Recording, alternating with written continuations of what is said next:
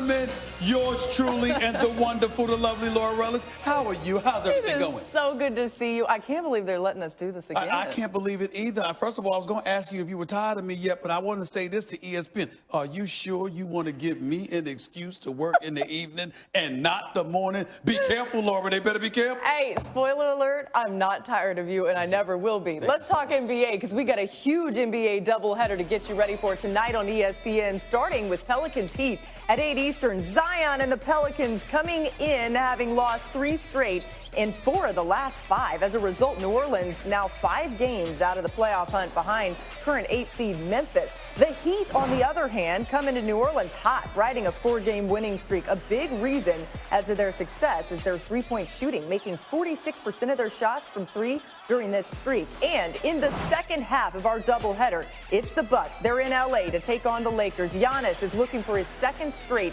MVP. He joined Tim Duncan, Steve Nash, Steph Curry, and LeBron as repeat winners this century. And speaking of LeBron, he's starting to close in on Giannis in the MVP race since the All-Star break. LeBron is averaging 29 points, 10 assists, and 8 rebounds per game. But it's all respect for LeBron and the Lakers for the Greek Freak. Here's what they had to say ahead of this huge matchup.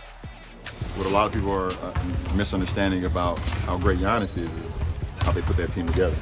They put that team together around him that fits his attributes perfectly. He's able to protect the basket really well, get in the paint, and find his shooters. To know where we stack up, we know who we are. We know we stack up against the best in the league, no matter who it is.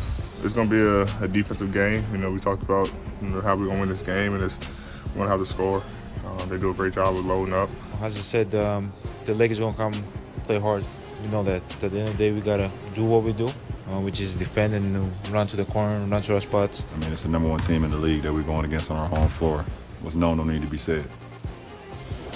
Oh, man, could tonight's game be a possible finals preview? According to Caesars, both the Bucks and Lakers are co-favorites to win it all, both sitting at 2-to-1 odds. Stephen A., your guy Wilbon with more. Yes, his name is Michael Wilbon, PTI fame, NBA countdown, NBA reporting. Oh, by the way, just loves to be in L.A. That Mike Wilbon there. The Lakers obviously got a game tonight against the Bucks. They've got a game against the Clippers this Sunday. Which game should be most important to the Los Angeles Lakers to capture if you had to pick one of the two, Wilbon? Stephen A., why are we on split screen? Why are you not here in L.A.? That's the topic for maybe after we get to a commercial break. But since you're not here, I will just go straight with the question. Stephen A., the Clipper game is more important for the Lakers. I mean, before they get to the Bucks, if we're talking playoff projection, and that's what we're doing here, they're going to have to go through the Clippers. I mean, they're going to have to face them, presumably. They'll finish in the positions necessary to face each other, presumably in the conference finals. And so you get to them before you get to the Bucks. So the answer is the Clippers. They already lost 2 games to the Clippers. That 4th game is going to come at a time at the end of the regular season. People are playing back-to-backs and trying to rest and get ready for the playoffs. This Sunday afternoon is the game.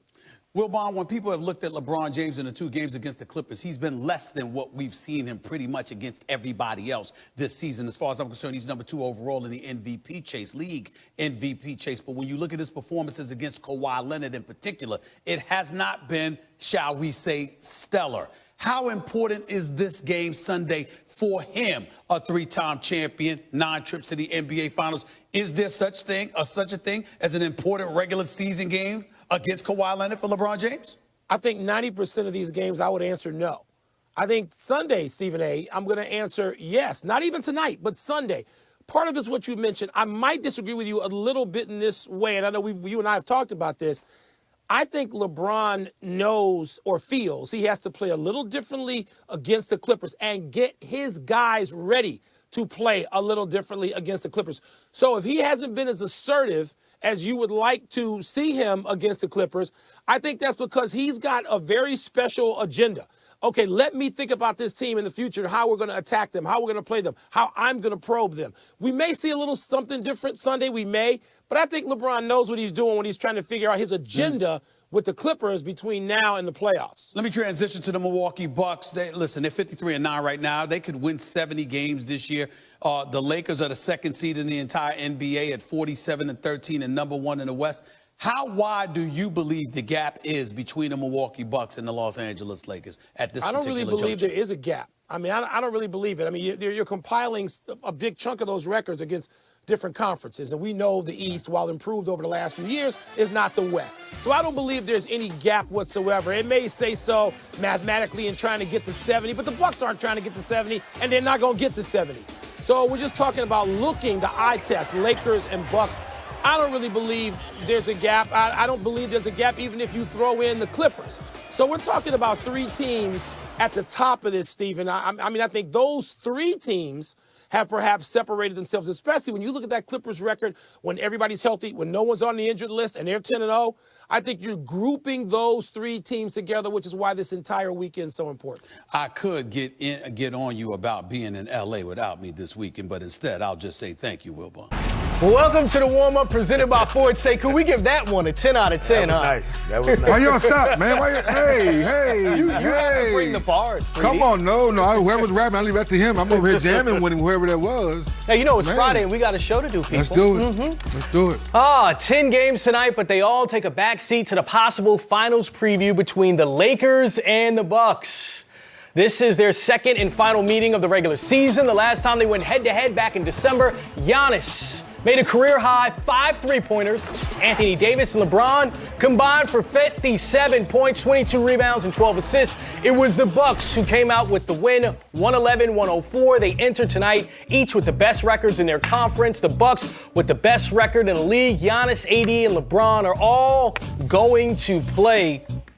3D, how much of a litmus test is tonight's game to see where each of these teams are in regards to their championship aspirations? Well, Chris, as you set it up, possible finals matchup, I think it's huge for Milwaukee. Here's why I say cool. Last year, the way they finished, they jumped out to 2 games over the Raptors. Everyone thought Milwaukee was ready to turn that corner. We saw the reverse sweep, lost 4 games in a row. People question Bud. Where's plan B? Now we see this year Chris Milton playing better basketball, DiVincenzo, Pat Connaughton. So now they're doing it by committee. Yes, Sekou, we still didn't see will Eric Bledsoe show up. Can he score some buckets? But now there's no Kawhi Leonard in the Eastern Conference. Now Chris Milton, it's up to you to match whatever Giannis sits to the table because now you're not guarding Kawhi Leonard because your legs were shot in the Eastern Conference Final. Now you can get back to playing solid basketball. I think more for Milwaukee. Yeah, I think it's huge for both teams, obviously. But to me, this is unique because now, if you're Milwaukee, you got the Lopez twins. Now, you got to be able to match big for big if LA goes big. They got JaVale McGee, Dwight Howard, Anthony Davis, and LeBron that they can go to across that front line, plus a Morris twin? Yep. Come on now. Like, you're going to have some grimy, tough guys ready to bang a little bit. Little old school NBA basketball in this matchup. So I like the big man matchups you could get in this game. I do think, though, LeBron and AD seem very generous and really nice the first time they played. They didn't really go at these guys the way they've gone at a couple of recent opponents. I want to see if they put the demon caps on tonight and really go out Milwaukee. And that starts on the defensive end. I got a stat for you, Sekou. You ready for this? So Giannis and AD rank number 1 and number 2 in the league in opponent field goal percentage. Thanks to StatMuse, we see this one right here. StatMuse. Giannis, when defending his opponents, holding them at 36% from the field. AD, 38% from the field. So if you had to choose today between these 2 guys, who would you pick for Defensive Player of the Year? Wow, that's a tough one. I think more is asked of Giannis on a regular basis in terms of setting the tone for his team defensively. I think he carries a much bigger burden for his team than AD does. Giannis doesn't have a LeBron James to defer to at times or when he needs to. So for that reason, maybe that would give Giannis a slight edge to me. Then for good TV, Chris, I'm going to go with AD because AD all of his career, since we've known him since Kentucky, he's been able to guard the 1, 2, 3, all the way down to the 5.